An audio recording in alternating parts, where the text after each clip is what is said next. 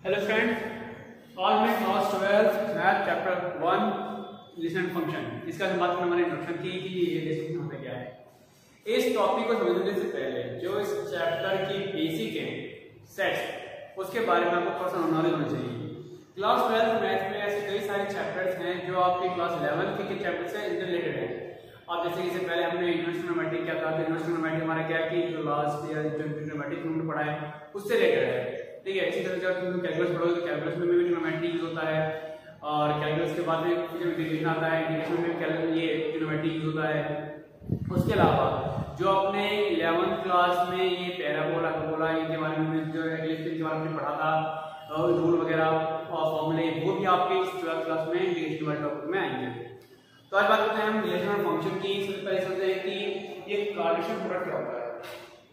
Suppose करो कि मुझको ये एलिमेंट दे रखा है, सेट दे रखा है ए 1 2 3 4, बी दे रखा है 5 6 7, ये मेरे पास क्या है, दो सेट है। अब अगर मैं इनके कार्टेशियन प्रोडक्ट की बात करूं, क्या होता है वो a इंटू बी।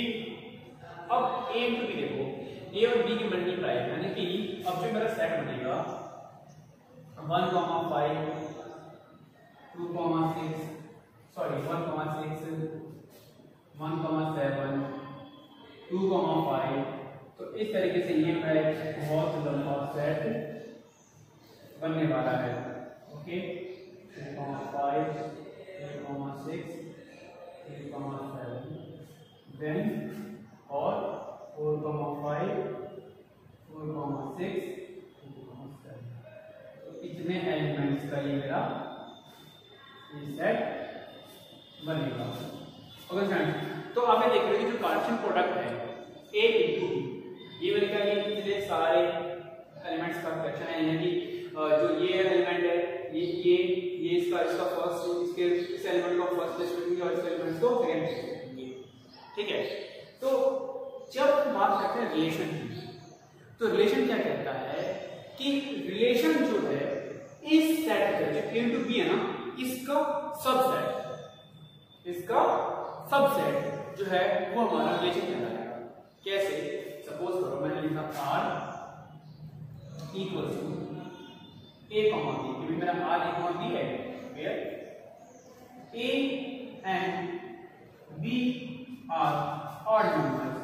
मैंने ये बोला कि जो मेरा ये a और b है ये ऑड नंबर्स है।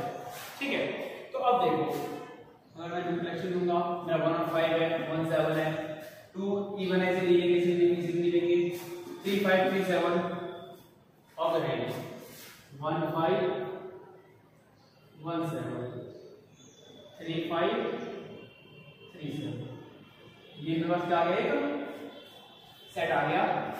और ये जो सेट है ये एक ऐसा सेट है जिसमें केवल दोनों क्या है, मेरे पास ऑड नंबर है। तो अब यहाँ पर जो है ये क्या हो गया, रिलेशन हो गया। ठीक है स्टूडेंट, तो यानी कि डेफिनेशन क्या कहता है कि जो रिलेशन है R वो सबसेट होता है इसका a इंटू बी का। ठीक है स्टूडेंट, ये होता है हमारा रिलेशन। मैंने यहाँ पर ऑड नंबर लिया है, हो सकता है कि आपको दिया हो कि एंड दिया इवन नंबर, या हो सकता है दिया हो a is greater than b, a is less than b, a is less than and equals to b square. इस टाइप से कोई भी कंडीशंस दी जा सकती है क्वेश्चन में। ठीक है ना, जरूरी नहीं कि दिया जाएगा। तो इस टाइप का कोई डिफाइन करना है कि हाँ कि भाई ये हमारा रिलेशन बन रहा है या नहीं बन रहा है। अगर आपको समझ आ रहा हो। इसके बाद जब हम बात करते हैं फंक्शन की, ठीक है, तो फंक्शन क्या होता है, जो फंक्शन है f हमारा a टू b, फंक्शन क्या है a टू b, इसमें क्या होता है कि इसका हर एक एलिमेंट इसके एक एलिमेंट से रिलेट करेगा। यहाँ पर क्या करें, यहाँ पर 1 5 1 सब कुछ दे रखा है। ठीक है, यहाँ पे ये क्या है कि बाउंडेशन है कि 1 है तो 1 या तो 5 से रिलेट करेगा, 6 से या 7 से, 2 या तो 5 से करेगा, 6 से या 7 से, किसी एक से ही करेगा। एक एलिमेंट एक से रिलेट करेगा, कोई एलिमेंट दो से रिलेट नहीं करेगा। ओके, तो ये होता है हमारा फंक्शन। तो फंक्शन हमारा नेक्स्ट स्लाइड में, इसको हम नेक्स्ट स्लाइड में और डीप पढ़ेंगे। अभी हमारा टॉपिक सिर्फ रिलेशन का है, तो हम सिर्फ रिलेशन को ही पढ़ते हैं। ठीक है, इसको रेस करता हूं मैं।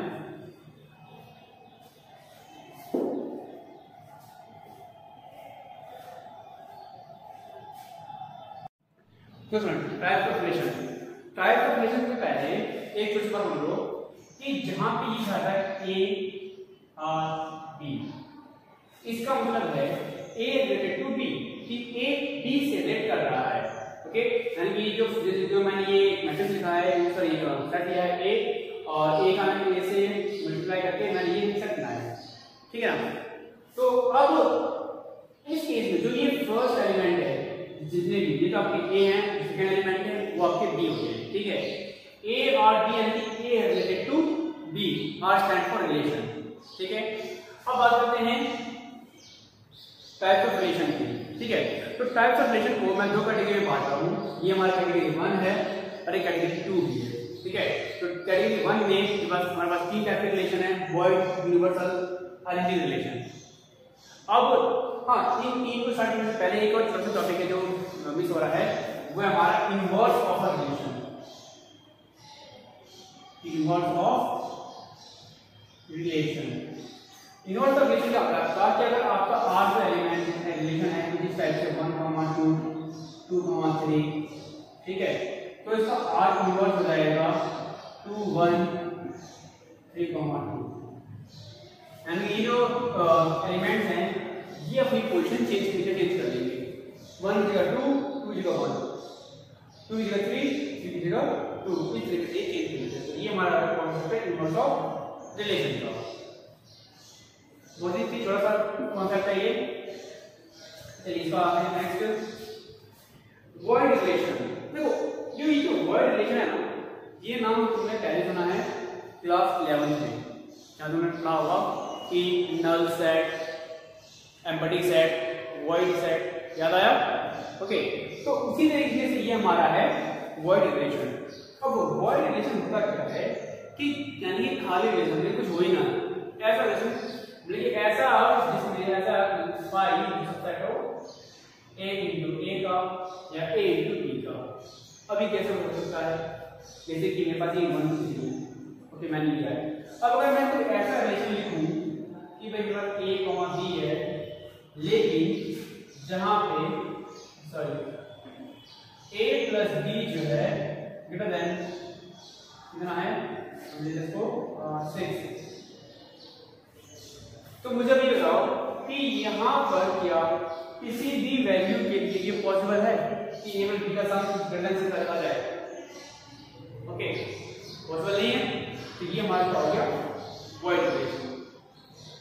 इसके बाद नेक्स्ट हमारे पास यूनिवर्सल रिलेशन। यूनिवर्सल रिलेशन क्या कहता है कि जितने भी एलिमेंट्स हैं इन सभी का कलेक्शन ले लूं मैं किसी सेट में, इन सभी का मैं कलेक्शन ले लूं किसी रिलेशन में, तो वो जो रिलेशन है वो रिलेशन हमारा यूनिवर्सल रिलेशन होता है, ठीक है।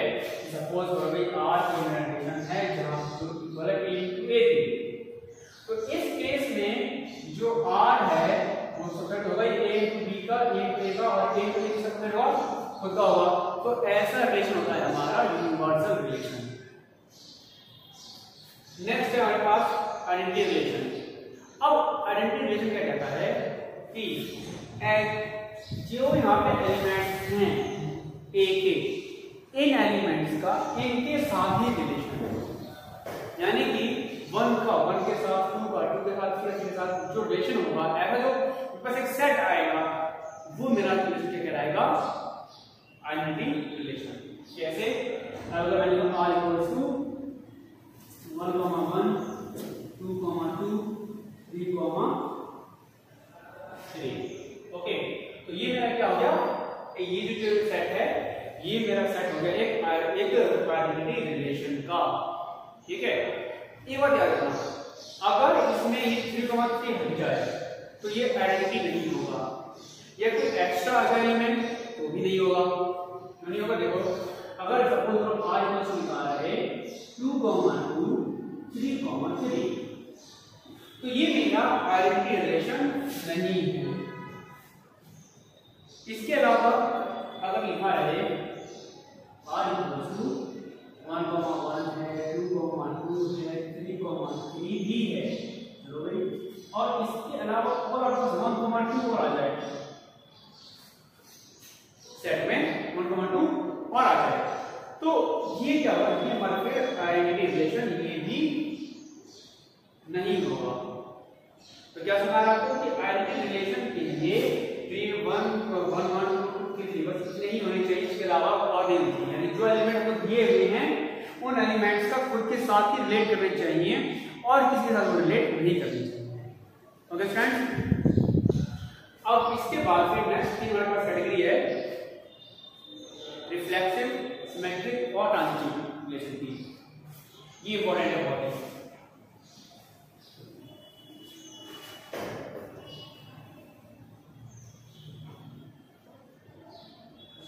देखो रिफ्लेक्सिव रिलेशन, रिफ्लेक्सिव रिलेशन क्या कहता है कि अगर मेरे पास